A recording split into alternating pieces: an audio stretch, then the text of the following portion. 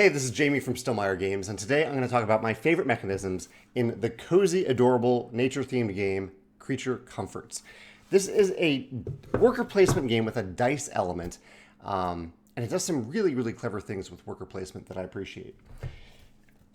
A couple of things revolve around this board and some things that you place on this board as related to the worker placement. So you have this board, there's some action spaces where you can put your meeples, and some of them, or most of them, are related to specific dice that you will spend on your turn to activate those actions. Now, there's a couple things related to this board that I need to talk about. One is that the worker placement spots on the board are very easy to understand, and they're very simple, and they're kind of like the default actions. They're important to the game. They're built into the board for a reason, but they aren't complicated to understand. And typically, you have a way of getting all the things on the board. Like, there isn't really an element of risk in doing so. And I'll explain what that means in a second as related to the dice. But I mention that because the designer really cleverly added variability and more complex decisions and more risky decisions to the game in terms of the these other cards that you put on the board each round. So there are these seasonal cards that you'll put out on the board depending on the season. Here are a few examples here with more precise actions. So like if you want to use this action, you need to spend a 5 and a 6 dice specifically, or like this one, you need to use a dice that's 3, 2, or 1, or a specific total over here.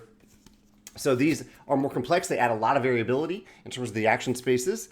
And also, each round of the game, you have a special visitor show up, and they offer you some benefits based on who that visitor is and specific dice numbers that you can spend there. They also offer something to all players, either at the beginning of the round or throughout the round.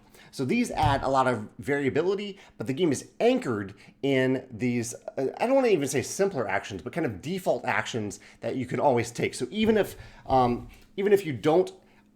not able to pursue one of these more complex actions, or that actions that cost a little bit more, you have solid, good actions on the board. Now, this is all tied together through a mechanism that I was a little hesitant about when I heard how the game worked. Because the way the game works is there's a simultaneous worker selection phase of the game where everyone is placing worker meeples on the board and on these action spots on the cards at the same time. There's no blocking. Anyone can go there. You just can't place more than one worker on one spot. And you do this after each player has rolled 2 dice specific to their color. I play red, so I have the 2 red dice out there. I rolled those dice, and then you would place workers for the round simultaneously. However, it's only after that, after you've placed the workers, after you have a little bit of knowledge about the 2 dice that you've rolled, that the current player, the primary player for that round, rolls 3 white dice. And these white dice are available for all players to use on their turn. So that first player will roll these dice, they will use the dice on their turn, and they'll put them back, and no one else will re-roll them for the round. And so you can start to plan ahead for your turn if you'd like. But these are the dice for the round, and you don't know what these numbers are until you go. So if I've placed a worker on this character in the hopes of getting this specific benefit, say, I need a 5 or a 6. I didn't roll a 5 or a 6, so I don't even know if a 5 or a 6 will be rolled. I am hoping that the primary player, me or someone else, rolls these numbers on the white dice. So there's a little bit of almost push your luck to it here. To whether or not you even can use certain actions that you place on. You're deciding between essentially using maybe a default action that you know you can use regardless of what the die is, or an action where you know it's certain because you've already rolled that number on your dice, or you're kind of hoping for a number to be rolled on these dice. And sometimes you can manipulate the dice too. You can get things to help manipulate the dice. But as I said, I was worried about how this mechanism would work, but I actually really, really enjoyed it. I liked that there was a little bit of an element of risk. It felt a little bit like the casino game Craps, because you are rooting for the player who's rolling the dice to roll specific numbers so you can use the actions that you wanted.